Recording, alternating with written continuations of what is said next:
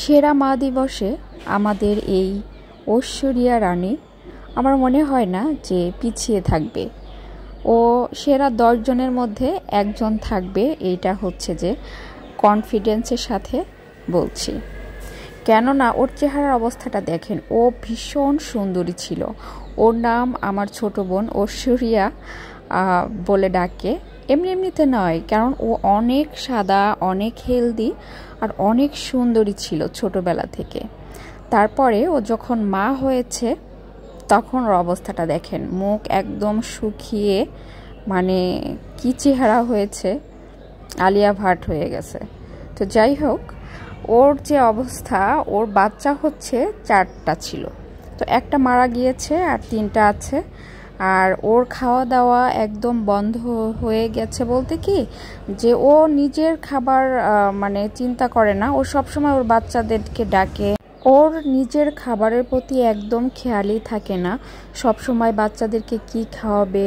যদি আমরা হচ্ছে যে ভাত মাছ এগুলোই দিই, তো এগুলো হচ্ছে যে সামনে নিয়ে ডাকতে থাকে বাচ্চাদেরকে। তো ওর নিজস্ব কি বলে ডাকে না ডাকে এটা তো নিজস্ব ভাষা, এটা বুঝবো না, তবে বুঝতে পারি যে ও ওর বাচ্চাদেরকে ডাকছে।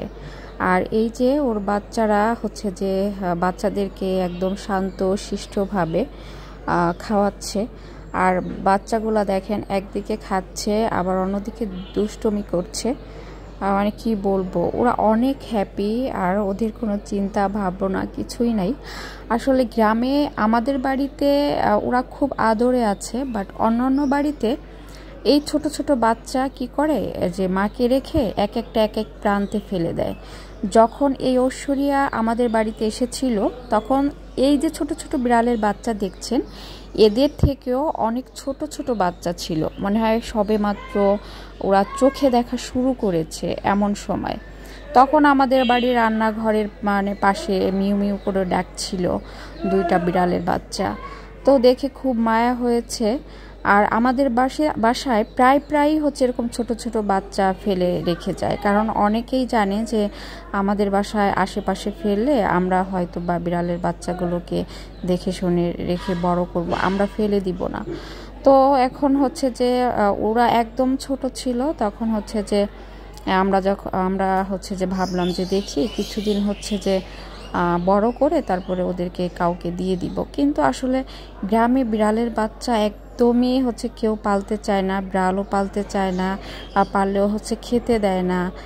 একটু খাবার টাবারও কম দেয়।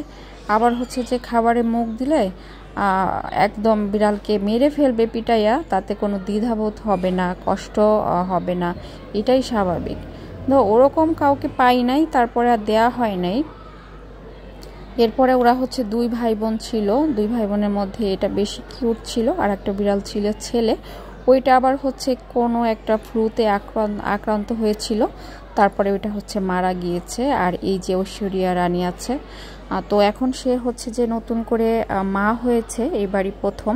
তো বাচ্চাদেরকে সে এত বেশি যত্ন করে, আমি ভাবছি যে বিড়ালদের যদি বা পশু পাখির মধ্যে যদি সেরা মা আর হচ্ছে যে কোনো অনুষ্ঠান থাকতো বা কোনো সুযোগ থাকতো, তাহলে আমাদের এই ঐশ্বরিয়া হয়তো বা সেরা 10 জন মার মধ্যে একজন থাকতো। দেখেন কি পরিমাণ বাচ্চারা দুষ্টুমি করছে, একদমই হচ্ছে ও কি বলে এটাকে